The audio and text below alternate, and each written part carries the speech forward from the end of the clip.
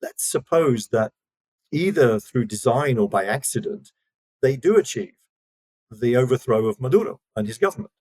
The question is, what comes next? How do you deal with the situation that you've now created? Welcome to Global Dispatches, a podcast for the foreign policy and global development communities and anyone who wants a deeper understanding of what is driving events in the world today. I'm your host, Mark Leon Goldberg. I am a veteran international affairs journalist and the editor of UN Dispatch. Enjoy the show.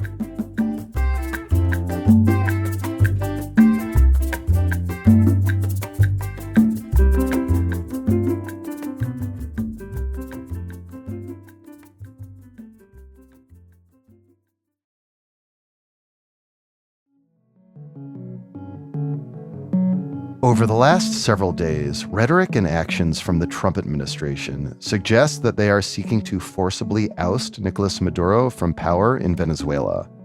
President Trump himself confirmed a New York Times report that the CIA has been authorized to conduct covert operations in Venezuela.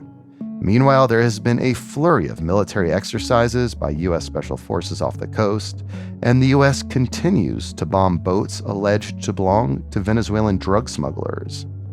Then, on Thursday, October 16th, the head of the U.S. Southern Command and a 37-year career officer, Admiral Alvin Halsey, abruptly announced his upcoming resignation. All of this comes amid an unprecedented buildup of American military forces in the region. There are about 10,000 U.S. troops, mostly in bases in Puerto Rico, and also 2,200 Marines on amphibious assault ships. The Navy also has a number of warships and at least one submarine in the Caribbean. So is the U.S. really going to attempt regime change in Venezuela, and what would that even look like? Joining me from Caracas is Phil Gunson, senior analyst for the Andes region at the International Crisis Group. We kick off discussing the mood in Caracas right now amid this increasingly threatening American posture before having a longer conversation about whether the U.S. is indeed seeking regime change, what that might entail, and the profound risks of American intervention in Venezuela. As always, I love to hear from you. Please reach out to me at globaldispatches.org with your questions or comments. I have a little contact button there you can use. And while you're there, please become a paying subscriber to support my work, to support this show. Thank you. Now, here is my conversation with Phil Gunson of the International Crisis Group.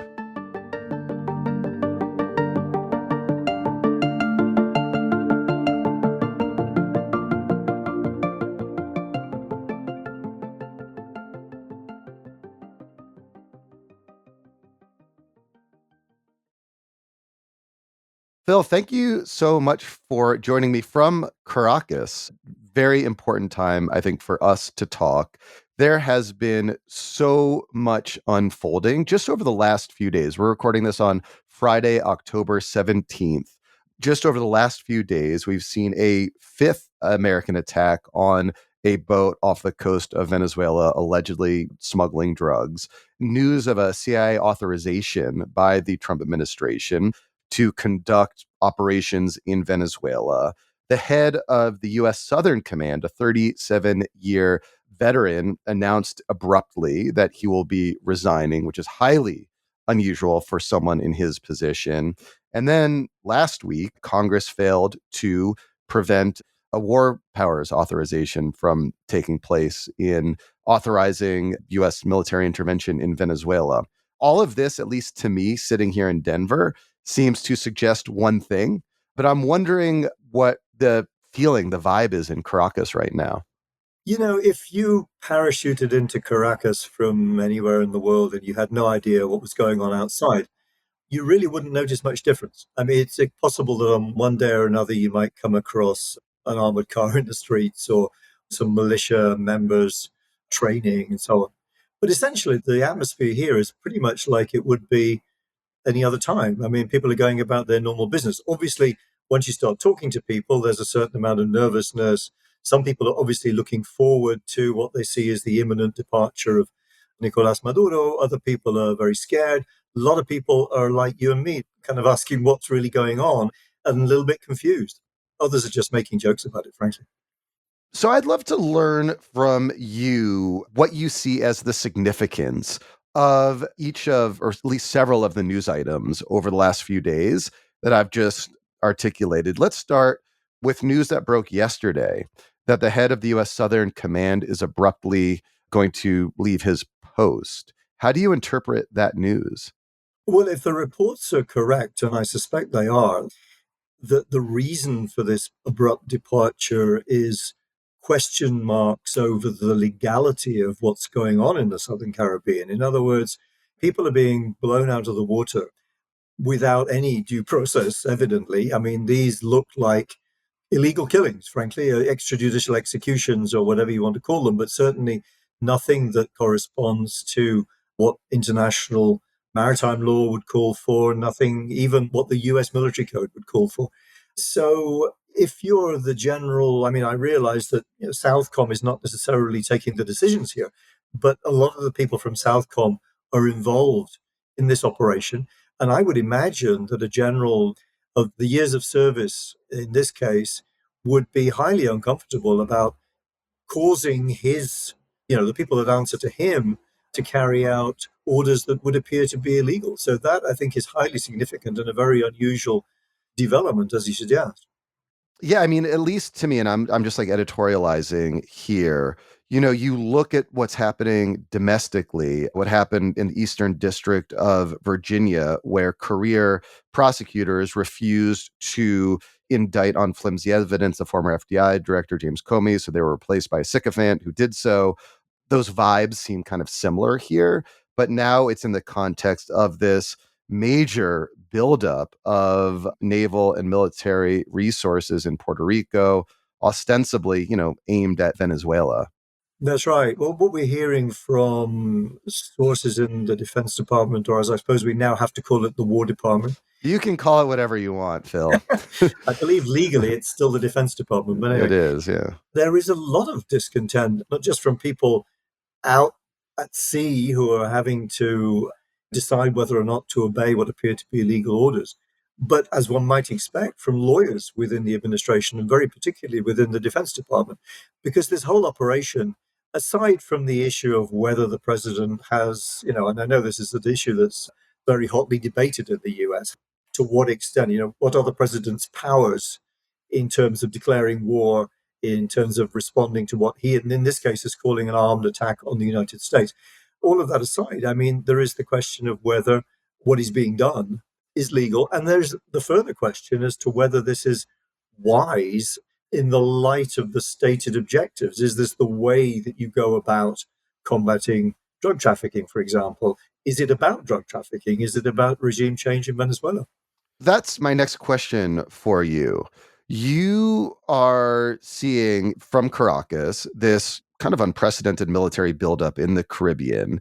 Washington Post reported just today of like further military exercises by the special forces that seem to suggest that they might be preparing for some sort of intervention in Venezuela. You saw Donald Trump mention off the cuff the other day that they've kind of run out of targets at sea. So they're going to do land next, was about how he phrased it. But you're saying in Caracas right now, there's not like a feeling that that seems to be imminent. Do you think anything like that is imminent?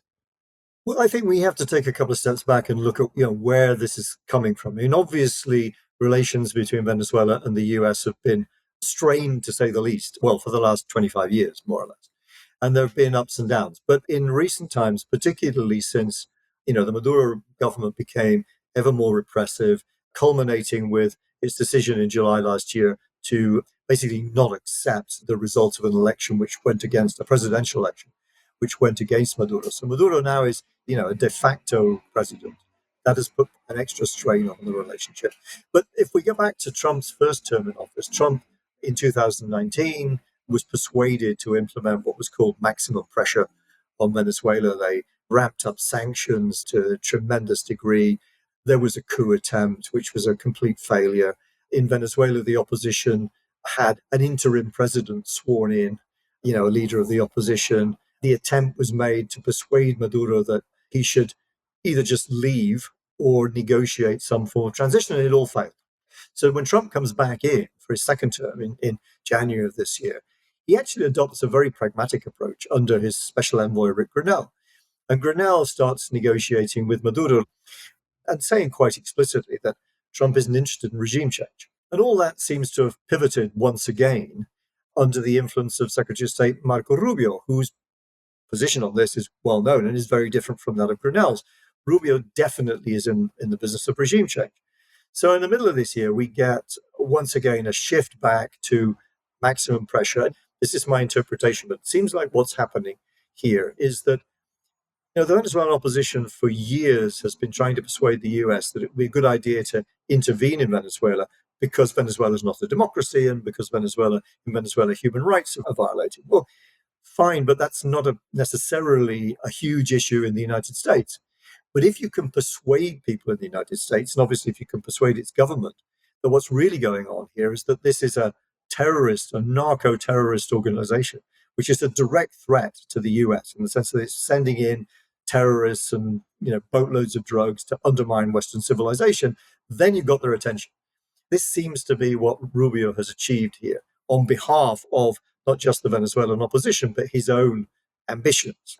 He has constructed within the administration this coalition, which on the one hand wants to go after the drug cartels, and on the other, if it can be arranged, get Maduro out of power. And he's fused these two things, at least temporarily, in what we're seeing today. Just a point of fact, is Maduro the head of a narco-terrorist organization? No. I mean, there is no such thing as the Cartel de los Soles, the cartel of the suns, which is not to say that there's not a lot of drugs trafficked through Venezuela, is not to say that the government isn't complicit in this one way or another, but it's like a cartoon version of what's really going on. Maduro isn't sitting there in the Miraflores presidential palace issuing orders, 3 tons of cocaine here and a couple of tons over here and determining the routes and so on. He is in charge of a government which has allowed, in some cases, promoted the development of what you could call, I suppose, a laissez-faire kind of approach, a permissive environment, an environment of impunity in which if you're, a 2-star or 3-star general, or even some people lower down the hierarchy, you basically are free to make deals with drug traffickers and allow them through in exchange for substantial amounts of money. So it's not a cartel. I mean, the drugs are usually owned by other people. But the way the military get in on the act is that they, of course, control ports and airports and routes, and they are able to stop or not stop any particular shipment that's going through. So, I mean, it seems that it's a consequence of endemic corruption rather than what flows from Maduro sort of directing or being the head of like a narco-terrorist organization. Interestingly, you said earlier that the opposition, which is headed, in fact, by the now Nobel Peace Prize laureate, Gray Machado, is the one who is sort of planting these ideas of Maduro being the head of like this narco-terrorist organization in order to inspire the Trump administration to want to do regime change. Can you unpack that a little bit? Yeah, I think the first thing to make clear is that, as you say, I mean, Maria Corina Machado at the moment is de facto head of the opposition. It's not a job title that actually exists, but I mean, in practice, she is the one who issues the orders. She is the one who's recognized as the opposition leader. And that's because, she won a landslide victory in opposition primaries back at the end of 2023, was then banned from standing by the Maduro government, allowed a substitute candidate, Edmundo Gonzalez, who's currently in exile in Spain. But she is the architect of the election victory more than anybody else. And so she's rightly considered to be the leader of the opposition right now. But there is another wing of the opposition which disagrees with Maria Corina in ideological terms and in terms of her strategy and her approach to the Trump administration. So that's important to note. She is very important, but she's not alone in the opposition. And some people within the opposition question where this is all going. But in terms of the narrative, yeah, I mean, she certainly, and people close to her, people of the same persuasion, have long said that the way to deal with the Maduro government and the way to resolve the Venezuelan political crisis is not through negotiations or participation in elections, it's through what she calls law enforcement. And she has long been cultivating a relationship with Marco Rubio himself from when he was senator in Florida. And, I think, although, it's not possible to see all the links in the chain, but it's pretty evident that that narrative entered the US political discourse because people in the Venezuelan opposition thought it was a good idea, because that was the way, as I say, that you get the US attention and get them to do something about Maduro. So it would seem that the Trump administration's objective is regime change in Venezuela. And as a matter of fact, they are doing this unprecedented military buildup in the Caribbean. They have very extrajudicially struck a number of boats off the coast of Venezuela. You do have news of this CIA authorization to conduct operations in Venezuela. So, it does seem to be both stated policy, but it seems that they're moving to affect that policy one way or another. What would regime change in Venezuela look like, do you think? Well, first of all, I mean, you're right. There's a problem here before we go into what the consequences would be. I mean, where does the confusion stem from? A lot of the confusion stems from the fact that, number one, it seems like if you're quite specifically, explicitly saying from the White House podium that Maduro is a fugitive from justice, that the US will go to any lengths to get him wherever he is and bring him to justice. It sounds like Operation Just Cause 1989 Panama. It sounds like Noriega. It sounds like you're going to go in, you're going to invade the country, and you're going to, take him away, and he'll spend the rest of his life in a maximum security jail. But here's the problem. The forces arrayed against Venezuela at this point in time are huge, but they're not enough to effect an operation like that. Yeah. Why do I say And that? Panama's small. Panama's small, Venezuela's big. Venezuela's twice the size of California, twice the size of Iraq. It has topography that is very complicated. There's a lot of mountains, there's a lot of jungles, there's plenty of places to hide. You can't, I mean, traditionally, I'm not an expert in military strategy, but historically, it's been the case that if you want to effect regime change and make it stick, you need to put boots on the ground. You need to have people there who are going to, while the new government establishes itself, who keep order, defend the government, defend key installations. But that's not what appears to be the function. On the one hand, the people, the boats, the submarine, the planes that are out there are far too much to be just an anti-drugs operation. It's ridiculous to think that that's the way you deal with drug cartels. But at the same time, if you're going to effect regime change, you need more than that. That's where part of the confusion stems from. And also, I think that what we've seen over the past 2 months now, since this fleet was dispatched to the Southern Caribbean, what we've seen is an escalation largely in rhetorical terms. I don't mean any disrespect to the nearly 30 people who've now died in these attacks on alleged drug boats, but that most of what's going on, I mean, the escalation has been every day trying to find a new way to scare Maduro into thinking that they're really coming for him, rather than actually doing it. And yesterday's announcement was classic. You don't announce covert operations. I mean, you do them. When you're announcing them, it sounds like you're just trying to scare somebody. So let's get into, if you like, what will happen next. Because the problem is, let's suppose that either through design or by accident, they do achieve the overthrow of Maduro and his government. The question is, what comes next? How do you deal with the situation that you've now created? Thinking back to the well-known Pottery Barn principle enunciated by Colin Powell, you break it, you buy it. It's yours. You have to fix it. You have to deal with the consequences of what you've done. Let's kind of game that out a little bit. So if by accident or design, Maduro is somehow toppled, what does the security landscape, for example, look like in Venezuela? I've read your quotes in other media suggesting that there's a proliferation of armed actors that might assert themselves in such a situation. And it could be like a chaotic situation, like post, say, Saddam in 2003, or like Libya, even post Gaddafi.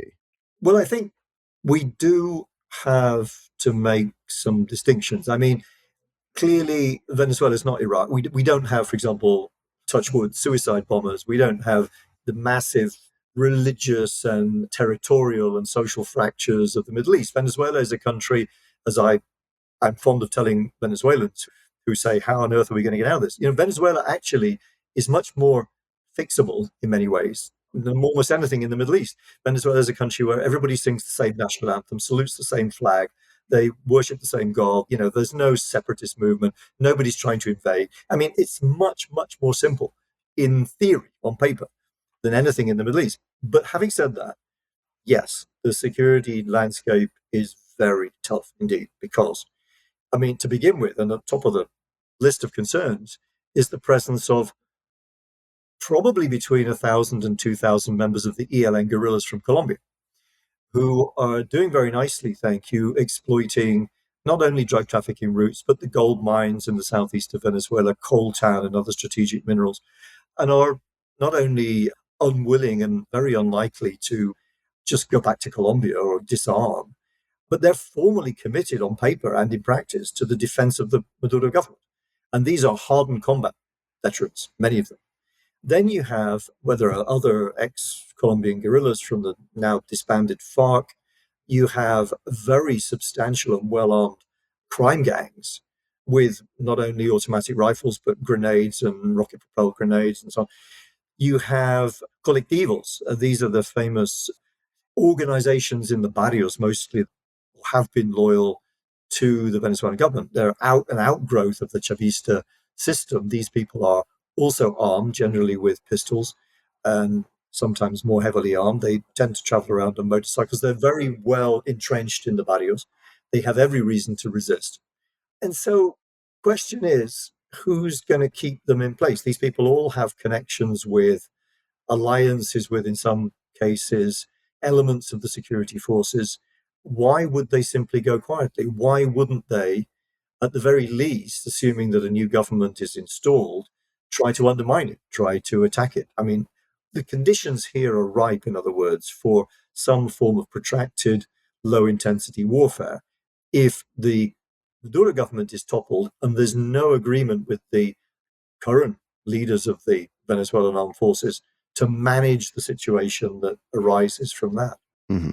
I mean, could there be an outcome in which Maduro is toppled in one way or another, that Machado becomes like the new de facto leader of the country and the military throws their support behind her?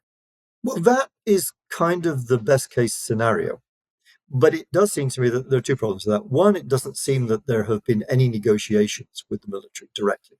Some people in the administration, some people in the Venezuelan opposition insist that there are generals who are just waiting, and not just generals, colonels and other people lower down the hierarchy, who are just waiting for the change of government to come out as, opposition supporters. However, even assuming that that's the case, there are definitely people, both on the civilian and particularly on the military side of the government, who have no incentive at all to turn themselves in or to declare loyalty to the incoming regime, because they are wanted men and women, but mostly men, who are wanted in some cases for alleged crimes against humanity, for corruption, for drug trafficking, and so on, and who know very well that under a political transition, their likely fate is in jail or worse. And they have guns. And so they have an incentive to resist. And one very unpleasant scenario, which may not be the most likely, but certainly can't be discounted, is that the armed forces actually split and start fighting each other. And that's a civil war scenario. So we have to be aware that there are, maybe on the fringes, but there are scenarios where things could turn out extremely bad. In the coming days or weeks, what are you looking towards that will suggest to you how this situation may unfold? Yeah, I think a lot of this is guesswork and supposition, of course, but based on what we can see and what sources are telling us, it still seems to me, looking at the events of yesterday, still seems to me that what the Trump administration is engaged in right now is what a colleague of mine in Washington calls performative signaling. In other words, they are trying their best to get Maduro to believe that they're going to go in. But that very posture suggests to me that they don't want to. And we know Trump doesn't want to. He doesn't want to get dragged into a war in Venezuela. He wants the Venezuelan military to do him the favor of deposing Maduro and saluting the new president, whoever that may be. Maybe they have some clever plan to handle the transition. I'm not sure. But the problem is that there's a certain logic to this situation which kind of takes over from all the maybe more sensible analyses and warnings, which is, you built this up to such a tremendous extent. You've said, you want Maduro's head. If you just sail away, then it's clearly a defeat. They will try to dress it up as a victory, probably. But I somehow still feel that, number one, the likeliest outcome is that Maduro will stay in power and the fleet will sail away, probably before Christmas, maybe even before Thanksgiving. And they will find a way to declare victory and say, mission accomplished. We've ended drug trafficking in the Southern Caribbean, and we can now go away. But clearly, very few people are going to buy that because Maduro's face is on the wanted poster, and you've told us that this is what you need to do, that this is your ultimate objective. So that will be a defeat, and not only would it be a defeat, particularly a defeat for Marco Rubio, of course, but also it'll be a tremendous victory for Maduro, in a way like his Bay of Pigs moment, where he gets to say, I stood up to the empire and the empire retreated, which is bad for Venezuela because it strengthens his grip on his own people and strengthens his grip on the country.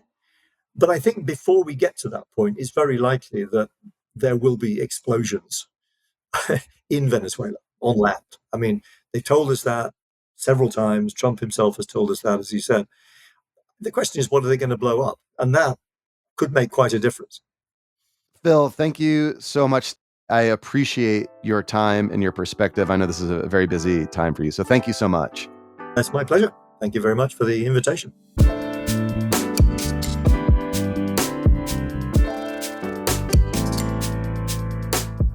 Thanks for listening to Global Dispatches. The show is produced by me, Mark Leon Goldberg. It is edited and mixed by Levi Sharp. If you are listening on Apple Podcasts, make sure to follow the show and enable automatic downloads to get new episodes as soon as they're released. On Spotify, tap the bell icon to get a notification when we publish new episodes. And of course, please visit globaldispatches.org to get on our free mailing list, get in touch with me, and access our full archive. Thank you.